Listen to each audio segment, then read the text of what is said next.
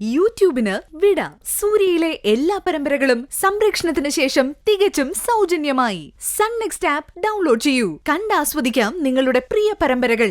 Sir കരുതും പോലെ ഭാവന മനഃപൂർവ്വം ഗോകുൽദാസിനെതിരെ കംപ്ലൈന്റ് ചെയ്തിട്ടില്ല. ഭാനുവിനെ രഹസ്യമായി കൊണ്ടുപോയി ചോദ്യം ചെയ്തതിനെതിരെ സംസാരിച്ചത്. ഗോകുൽദാസ് ചെയ്തത് തെറ്റാണെന്ന് മനസ്സിലാക്കിയ SP അദ്ദേഹത്തെ സസ്പെൻഡ് ചെയ്തു. ഓക്കെ, അതൊക്കെ ഞാൻ സമ്മതിക്കുന്നു. ഇപ്പൊ ധ്രുവന്റെ ബോഡി കിട്ടിയതിനെ കുറിച്ച് സൂര്യക്കൊന്നും പറയാനല്ലേ? ധ്രുവൻ സൂര്യയുടെ കസിൻ ബ്രദർ അല്ലേ? ധ്രുവൻ എങ്ങനെയാ മരിച്ചത്? ആർക്ക് വേണ്ടിയാ ധ്രുവനെ കൊന്നത്? ഇതെല്ലാം ഈ ജെയിംസ് പുറത്തു കൊണ്ടുവരും. സൂര്യ ഈ കൊലയ്ക്ക് പിന്നിൽ ആരായാലും ശിക്ഷിക്കപ്പെടുകയും ചെയ്യും. ഭാവനയും ഭാനുവും കൂടി ചേർന്ന് ധ്രുവനെ കൊന്ന് കുഴിച്ചുമൂടിയെന്നാണ് ഇൻസ്പെക്ടർ ഗോകുൽദാസ് തയ്യാറാക്കിയ റിപ്പോർട്ടിലുള്ളത്. ഇപ്പൊ അതാ ധ്രുവന്റെ ബോഡി കുഴിച്ചിട്ട നിലയിൽ തന്നെ കണ്ടെത്തിയിരിക്കുന്നു. ഇനി അറിയേണ്ടത് കൊന്നതാരാണെന്നും കുഴിച്ചിട്ടതാരാണെന്നുമാണ്. ഗോകുൽദാസ് പറഞ്ഞാണ് സത്യമെങ്കിൽ ഭാവനയും ഭാനുവിനെയും എനിക്ക് കസ്റ്റഡിയിൽ എടുക്കേണ്ടി വരും. പോസ്റ്റ്മോർട്ടം റിപ്പോർട്ടും ഫോറൻസിക് ലാബ് റിപ്പോർട്ടും വരട്ടെ. പിന്നെ എന്താണ് ചെയ്യേണ്ടതെന്ന് എനിക്കറിയാം. നിയമം കയ്യിലെടുക്കാനും നിയമത്തെ ചോദ്യം ചെയ്യാനും ഒരാളെ ഞങ്ങൾ അനുവദിക്കില്ല. അത് അനുവദിച്ച ചരിത്രവുമില്ല. കാണാം. ആ പോർഷനില് ഡെഡ് മാർക്ക് എടുക്കണം. വരും.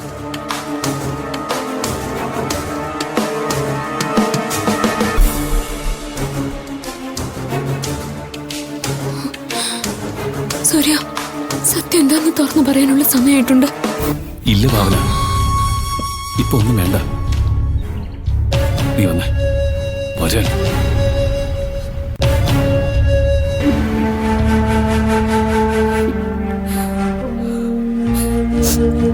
അമ്മേ, എന്തിനാ അമ്മേ അച്ഛമ്മയും അമ്മയൊക്കെ കരയുന്നേ? ഒന്നുമില്ല മോളെ, മോള് പോയിരുന്നു പഠിക്കും. ഇല്ല, എനിക്കിപ്പൊ അച്ഛനെ കാണണം, അല്ലെങ്കിൽ അച്ഛനോട് സംസാരിക്കണം. മോളെ, അച്ഛന്റെ ഫോണ് സ്വിച്ച് ഓഫ് ആണ്. മോള് സമാധാനപ്പെടും, അച്ഛൻ വരും. എപ്പ വരുമെന്ന് പറയമ്മേ. ഉടനെ വരും. മോള് ചെല്ല്, അമ്മയ്ക്ക് നല്ല തലവേദന എടുക്കുന്നു. ചെല്ല്. അമ്മ പറഞ്ഞ മോള് കേക്കില്ല. അച്ഛമ്മയും ചോദിച്ചിട്ടൊന്നും പറയുന്നില്ല.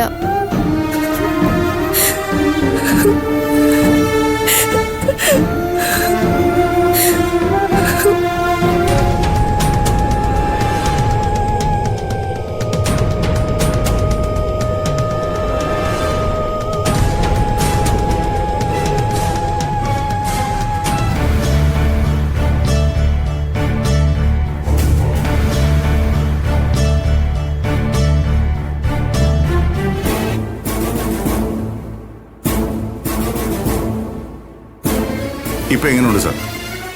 ഞാൻ സാറിനോട് പറഞ്ഞതിന് സത്യമായില്ലേ? ഭാവനയും ഭാനുവും കൂടി ചേർന്ന് ധ്രുവിനെ കൊന്നു കുഴിച്ചു മുടിയെന്ന് പറഞ്ഞത് സത്യമായില്ലേ? പിന്നെന്തിനാ സേതു ധ്രുവന്റെ ബോഡി കത്തിച്ച് കളഞ്ഞു എന്ന് മൊഴി തന്നത്? അതെന്താണെന്ന് എനിക്ക് മനസ്സിലായില്ല സാർ.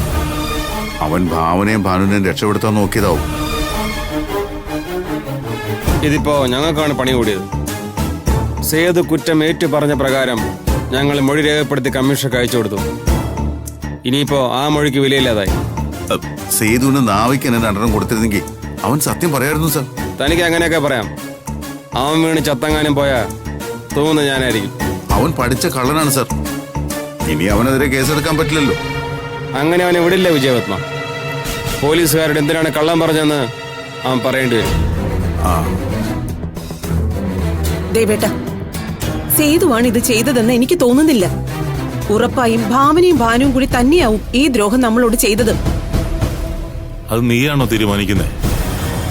അതിനൊക്കെയാ പോലീസും കോടതിയൊക്കെ. നോക്കിക്കോ, ഇതിന് പിന്നിൽ ആരായാലും ഞാൻ വെറുതെ വിടാൻ പോകുന്നില്ല. നീ വെറുതെ വിടണ്ട. ആദ്യം ആരാ ധ്രുവന്റെ ഘാതകനെന്നറിയട്ടെ, പിന്നെ മതി ശിക്ഷയൊക്കെ. ആദ്യം നീ ഞാൻ പറയുന്നത് കേൾക്ക്. നീ വീട്ടിലേക്ക് ചെല്ല. നിന്റെ ഏട്ടനെയും സൗദാമിനെയും സമാധാനിപ്പിക്കേ. ഇനിയിപ്പോ മരിച്ച ആള് തിരിച്ചു വരാനൊന്നും പോകുന്നില്ലല്ലോ. അവരുടെ അവസ്ഥ കാണാൻ എനിക്ക് വയ്യ. സ്വന്തം മകന്റെ മുഖം പോലും കാണാനുള്ള ഭാഗ്യം ഏട്ടനും ഏട്ടത്തിക്ക് ഇല്ലാതെ പോയല്ലോ. നോക്കിക്കോ, ആര് ഈ കടുംകൈ ചെയ്താലും അനുഭവിച്ച് തന്നെ തീരും. സത്യം പറഞ്ഞ വിഷമം തോന്നുന്നു സാർ. ആ അച്ഛൻ്റെ അമ്മയുടെ അവസ്ഥയെക്കുറിച്ചൊന്ന് ചിന്തിച്ചു നോക്കി. അതും ഒരേ ഒരു മകൻ. എല്ലാം തീർന്നില്ലേ? മക്കൾക്ക് അമിത സ്വാതന്ത്ര്യം കൊടുക്കുന്ന എല്ലാ മാതാപിതാക്കളുടെ അവസ്ഥ ഇത് തന്നെയാണ്. എന്തായാലും പോസ്റ്റ്മോർട്ടം റിപ്പോർട്ട് കൂടി കിട്ടിയാലേ എന്താണ് സംഭവിച്ചെന്ന് വ്യക്തമാവും. തലയിൽ ആണി തെറിച്ചാണ് ധ്രുവം മരിച്ചതെന്ന് മാത്രം തെളിഞ്ഞാൽ മതി സർ. സേതു എന്നോട് പറഞ്ഞത് സത്യമാണെന്ന് മനസ്സിലാക്കാൻ. അതേ വിജയരത്നം, അതാണ് സത്യമെങ്കിൽ സേതുവിനെ ഞാൻ ഒന്നുകൂടെ കാണുന്നുണ്ട്. പിന്നെ ജീവിതത്തിൽ ഒരിക്കലും അവൻ കള്ളം പറയില്ല. മോളെ ഭാവനെ, നീ കരുതിയിരുന്നു നിനക്കുള്ള ടിക്കറ്റുമായിട്ട് ഏത് നിമിഷവും പോലീസ് അവിടെ എത്തും.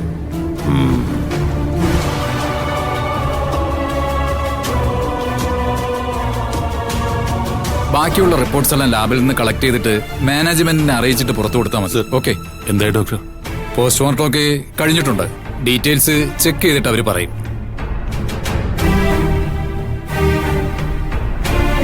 ആ ഡോക്ടർ,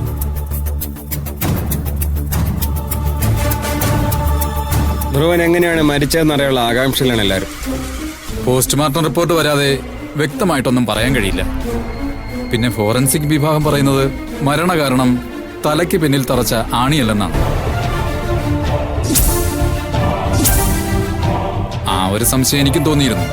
കാരണം 1/2 ഇഞ്ച് പോലും ആഴമില്ലാത്ത മുറിവാണ് തലയിലേറ്റത്. ഒരല്പം പോലും ഇന്റേണൽ ബ്ലീഡിങ്ങും ഇല്ലായിരുന്നു. പിന്നെ മറ്റൊരു സംശയം കൂടിയുണ്ട്. ഇതുവരെയുള്ള എന്റെ എക്സ്പീരിയൻസ് വെച്ച് നോക്കുമ്പോൾ പോയിസൺ എന്തോ ഉള്ളിച്ചെന്നാണ് മരണം സംഭവിച്ചതെന്ന് തോന്നുന്നു. അത്തരത്തിൽ സംശയിക്കത്തക്ക രീതിയിലുള്ള ചില ഘടകങ്ങൾ മരണപ്പെട്ട ആളിന്റെ ഉദരത്തിൽ നിന്നും കിട്ടിയിട്ടുണ്ട്. ഇനി ഓട്ടോസ്പേസ് റിപ്പോർട്ട് വന്നാൽ മാത്രമേ വ്യക്തമായ കാരണം അറിയാൻ പറ്റൂ. എന്തായാലും ഒരു കാര്യം ഉറപ്പാണ്, തലയിലേറ്റ ആണിയല്ല മരണകാരണം. ശരി സർ. ഇപ്പൊ തന്നെ ഈ വിവരം സൂര്യ അറിയിക്കണം.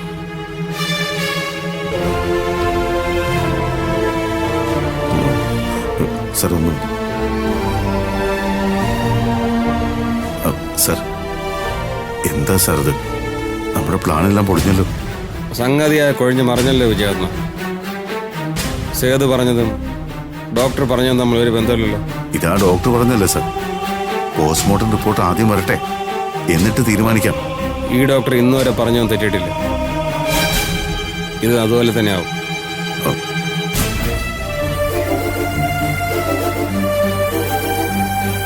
സൂര്യ, ഇനി ഏത് നിമിഷവും ഞങ്ങളെ തേടി പോലീസ് വരും. എനിക്ക് എന്ത് സംഭവിച്ചാലും പ്രശ്നമില്ല. പക്ഷെ സൂര്യ, പാൻ ഒരിക്കലും പിടിക്കപ്പെടാൻ പാടില്ല. ആർക്കും ഒന്നും സംഭവിക്കില്ല. താനൊന്നും ടെൻഷൻ അടിക്കാതിരിക്കുക. എന്തെങ്കിലും ഒരു വഴി ഉറപ്പായും നമുക്ക് മുന്നിൽ തെളിയാതിരിക്കില്ല.